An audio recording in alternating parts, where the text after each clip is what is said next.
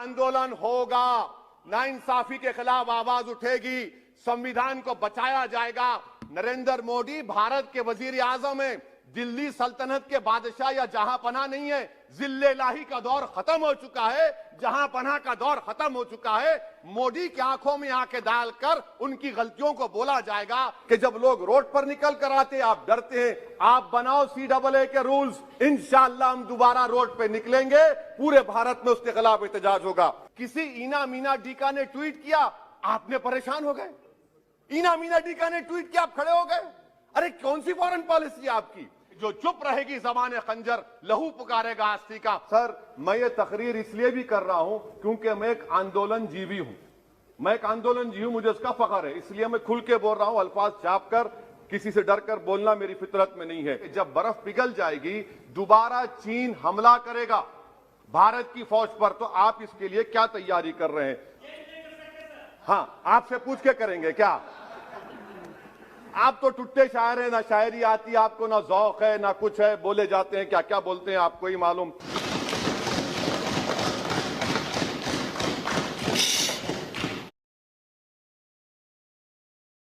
सलाउद्दीन ओवैसी जी।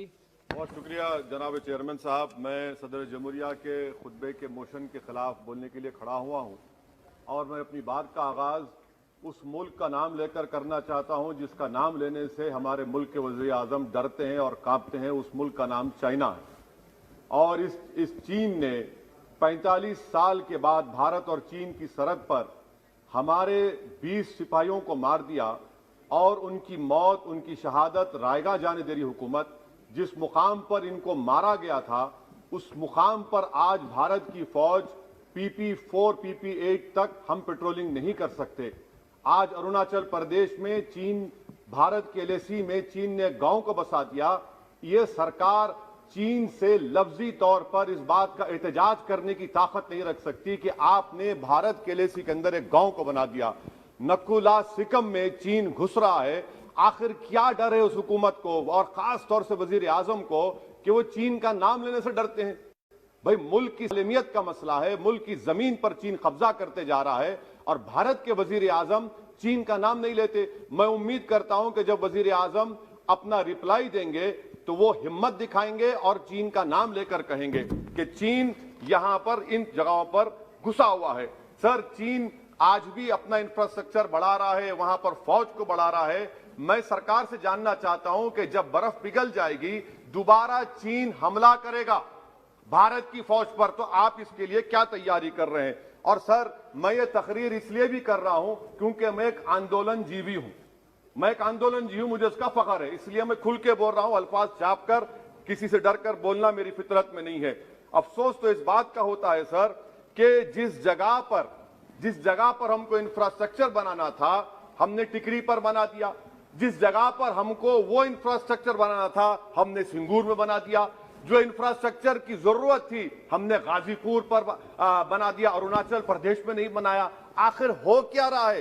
क्या किसान से जो बर्ताव किया जा रहा है वो ऐसा लग रहा है कि वो चीन की फौज बनी हुई है और जो चीन की फौज से बर्ताव किया जाना था आप किसानों से कर रहे हैं। तो मैं इस हुकूमत से जानना चाहता हूं कि इंफ्रास्ट्रक्चर और ये किसानों से क्यों जुल्म किया जा रहा है? सर, यहां पर ये तीनों कानून को लेना पड़ेगा वापिस, आपको आपकी अना को थोड़ा मिटाना पड़ेगा और तीनों कानून को वापस लेना पड़ेगा। सर, यहां पर मेरे को साहिर लुधियानवी का एक शेर याद आ रहा है। मैं साहिर लुधियानवी के साथ माजरत के साथ उस शेर में तरमीम करके कहना चाहूंगा कि जो मौजूदा हालात पर के साहिर लुधियानवी का शेर को थोड़ा तब्दील करके कि चीन पर करम, किसानों पर सितम, रहने दे थोड़ा सा भरम, ऐ जाने वफा ये जुल्म ना कर। ये साहिर लुधियानवी ने कहा था। हाँ, आपसे पूछ के करेंगे क्या? आप तो टुट्टे शायर हैं, ना शायरी आती आपको, ना ज़ौक़ है, ना कुछ है, बोले जाते हैं, क्या क्या बोलते हैं आपको ही मालूम। बहरहाल सर, ये जो किसानों का कानून है, इसमें क्या काला है? काला इसमें यह है कि इस हाउस को एग्रीकल्चर स्टेट सब्जेक्ट है और कहां लिखा है संविधान में? एंट्री 14, एंट्री 28, शेड्यूल 7 में। और ये फेडरलिज्म के खिलाफ है। केशवानंदा भारती खास तौर पर कहता है कि फेडरलिज्म बेसिक स्ट्रक्चर है, तो ये सबसे बड़ा काला है।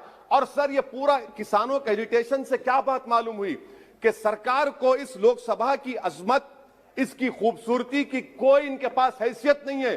सरकार इस ऐवान से डरती नहीं है। सरकार किससे डरती है? जब लोग रोड पर निकल कर आते हैं तो मोदी जी की नींद हराम हो जाती है। तो वही आप पैगाम दे रहे हैं कि लोग रोड पर निकले तो सरकार कहती है कि हम 1.5 साल तक कानून को मुलतवी कर देंगे। अरे आप कैसा बोलते? क्या इस ऐवान की तौहीन नहीं है कि आप यहां पर कानून अपनी ताकत की बुनियाद पर बनाते हैं और इस लोकसभा की अजमत को निस्तनाबूद कर देते हैं? तो ये बात आपने पैगाम दी कि जब लोग रोड पर निकल कर आते आप डरते हैं। आप बनाओ CAA के रूल्स, इंशाअल्लाह हम दोबारा रोड पे निकलेंगे, पूरे भारत में उसके खिलाफ एहतजाज होगा। सर, तीसरी बात, सबका साथ, सबका विकास, सबका विश्वास, ये भी झूठ है। क्यों झूठ है? बाबरी मस्जिद के डेमोलिशन का केस आता है, जजमेंट आता है और केस में कहा जाता है कि किसी ने नहीं तोड़ा। अगर सरकार उस जजमेंट के खिलाफ अपील क्यों नहीं करती? अपील क्यों नहीं करती? एक क्रिमिनल एक्ट सुप्रीम कोर्ट ने कहा डेमोलिशन ऑफ बाबरी मस्जिद को। आप हुकूमत में हैं, आप अपील इसलिए नहीं कर रहे क्योंकि आप अपने लोगों को पैगाम देना चाहते हैं। क्या पैगाम देना चाहते हैं? कि बेटा काशी मथुरा में भी तोड़ दो, हम तुम्हारे साथ हैं। अपील नहीं करना चाहते बाबरी मस्जिद डेमोलिशन केस को। क्या आप इंसाफ पसंद नहीं है? क्या आप मजलूम के साथ नहीं खड़े रहना चाहते? क्या आप जालिमों को जेल में नहीं भिजाना चाहते जिन्होंने 6 दिसंबर को बाबरी मस्जिद को शहीद किया? आपकी खामोशी इस बात का इकरार है कि आप तशद्दुद पसंद है।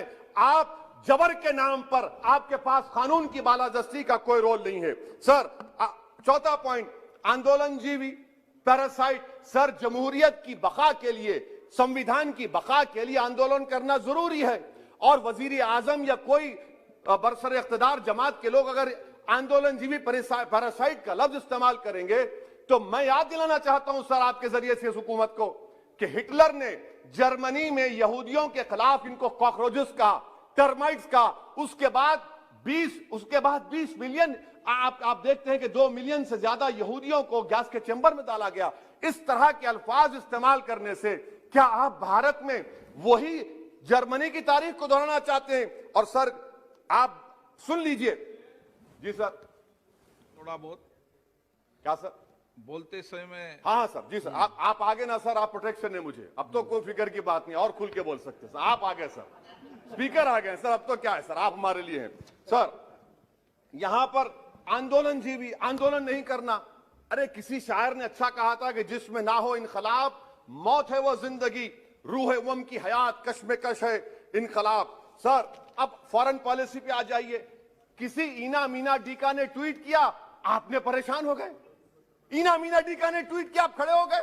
अरे कौन सी फॉरेन पॉलिसी है आपकी? भारत के अतराफ में जितने पड़ोसी हैं, चीन हमला किया, कौन सा एक पड़ोसी है जो चीन के खिलाफ बोलता है? बताइए। कोई नहीं बोलता, मुंह नहीं खोलता। श्रीलंका में आप पोर्ट बना रहे हैं, किसके साथ? जापान के साथ। किसको काम मिल रहा था? आपके नूरे नजर को, आपके नूरे नजर को, आपके चहीते नूरे नजर को। श्रीलंका ने कहा हम भारत को नहीं बनाने देंगे टर्मिनल पोर्ट यहां पर। आप बताइए फॉरेन पॉलिसी। सर, नेपाल का वजीर आजम कहता है कि भारत से ताल्लुकात उस वक्त तक बहाल नहीं होंगे जब तक कि भारत नेपाल की जमीन वापस नहीं करता। कहां सो रहे हैं सर आप? पड़ोस में कोई हमारा दोस्त नहीं है। चीन बांग्लादेश से कोविड की बात करता है, अफगानिस्तान से अमेरिका छोड़कर जा रहा है। क्या आपके पास कोई पॉलिसी है गनी हुकूमत को सपोर्ट करने की? आपके पास कोई पॉलिसी नहीं है। अच्छा सर, एफडीआई का मतलब अब समझाता हूं मैं। एफडीआई का मतलब यह है कि 5 फरवरी को ब्रैड शर्मन जो अमेरिका के रिप्रेजेंटेटिव, उनके पास भारत के अमेरिका के सफीर गए, तो ब्रैड शर्मन ने ट्वीट कर कहा कि भारत सरकार को इंटरनेट खोलना चाहिए, भारत सरकार को पीसफुल प्रोटेस्ट करना चाहिए। कौन होता है ब्रैड शर्मन जो भारत को सिखाए? ये एफडीआई है। और भारत सरकार का डिप्लोमेट, एम्बेसडर बैठकर उनका लेक्चर सुनता है और उसके बाद क्या होता? 3 दिन के बाद आप कश्मीर में इंटरनेट खोल देते हैं। ये आप एफडीआई कर रहे हैं, हम नहीं कर रहे हैं। अच्छा, बात कश्मीर की आई। कौन है इम्तियाज, कौन है अबरार, कौन है इब्रार? इनको शोपियान में एनकाउंटर पर मार दिया गया, प्रूव हो गया। और ब्रिगेडियर आरा सेक्टर का जिसने इनको टेररिस्ट कहकर मारा, उसको अवार्ड देते हैं आप। सर, इन मरने वाले कश्मीरियों के लिए कौन रोएगा? क्या वजीर आजम रोएंगे? क्या वजीर आजम रोएंगे? क्या कोई रोएगा? अच्छा सर, एक और बात सर, एक और बात। हाँ, एक और बात आई कि शादी के घर में गुस्सा होता है। अरे ये कौन सी शादी की बारात है कि 18 लाख करोड़ टैक्स मिलता है और 36 लाख करोड़ ये सरकार खर्चती है? क्या शादी कर रहे हैं आप? वाह वाह, माने वाकई में आपकी इकोनॉमिक पॉलिसी को सलाम कि 18 लाख करोड़ टैक्स में मिलते हैं, 36 लाख आप लोग शादी में खर्चते हैं। मुबारक हो आपको, बड़ी शानदार घर है ये शादी का। अच्छा सर, दिल्ली का लॉ एंड ऑर्डर, एक साल में 3 बड़े दंगे हो गए। एडवोकेट्स पुलिस, उसके बाद CAA का राइट हुए 50 से ज्यादा, उसमें लोग मारे गए। 20 से ज्यादा मसाजिद को नुकसान जला दिया गया। 26 जनवरी, सर क्या ये सरकार जिम्मेदार नहीं है? 2 मिनट सर, क्या ये सरकार जिम्मेदार नहीं है? आपकी सरकार है, आपका होम मिनिस्टर, आप रोक नहीं पा रहे। आपकी कमजोरी और आपकी नादानी की वजह से, आप में दूरअंदेशी नहीं है, आप उसको अलाउ कर रहे हैं। और फैजान के कातिल कौन है? क्यों नहीं पकड़ा फैजान के कातिल को आपने अब तक? जिन बच्चों को रोड पर मारा जा रहा था, जनगण मन बोला जा रहा था, एक तरफ तो अब तक नहीं पकड़े आप। अच्छा सर, आखिर में मैं आपको याद दिलाना चाहता हूं कि इसमें एस्पिरेशनल डिस्ट्रिक्ट्स 11 में से 20 बैकवर्ड डिस्ट्रिक्ट्स नीति आयोग के सीमांचल मुस्लिम डोमिनेटेड है सर। सीमांचल में कटिहार, पूर्णिया, अररिया है सर। पूर्णिया का एयरपोर्ट, सिविल टर्मिनल का काम क्यों नहीं होता सर? अब आ जाइए सर माइनॉरिटीज पर। 3 स्कॉलरशिप स्कीम है, मैं पुकार रहा हूं, मुतालिबा कर रहा हूं कि डिमांड करो। सरकार ने 2020-21 में 3 स्कॉलरशिप के लिए 2265 करोड़ का ऐलान किया। कितने पैसे आपने दिए? सबका साथ, सबका विकास, सबका विश्वास, 436 करोड़ रुपए। किसको झूठ बना रहे हैं आप? पढ़िए आप लोग। अच्छा सर, उसके बाद आप देखिए कि कितने लोगों को कितने माइनॉरिटी स्कॉलरशिप नहीं मिली। 36,36,000 माइनॉरिटी स्कॉलरशिप नहीं मिली। और सबसे ज्यादा इलिटरेसी मुसलमानों की है, लेडीज की है। आप बोलते नहीं है। इसीलिए सर मैं आखिर में आपके जरिए से हुकूमत से अपील कर रहा हूं कि आंदोलन होगा, नाइंसाफी के खिलाफ आवाज उठेगी, संविधान को बचाया जाएगा। नरेंद्र मोदी भारत के वजीर आजम है, दिल्ली सल्तनत के बादशाह या जहांपनाह नहीं है। जिल्ले लाही का दौर खत्म हो चुका है, जहांपनाह का दौर खत्म हो चुका है। मोदी की आंखों में आंखें डालकर उनकी गलतियों को बोला जाएगा। इसलिए शायर ने कहा था कि जो चुप रहेगी ज़बान खंजर, लहू पुकारेगा आस्ती का। बहुत बहुत शुक्रिया सर।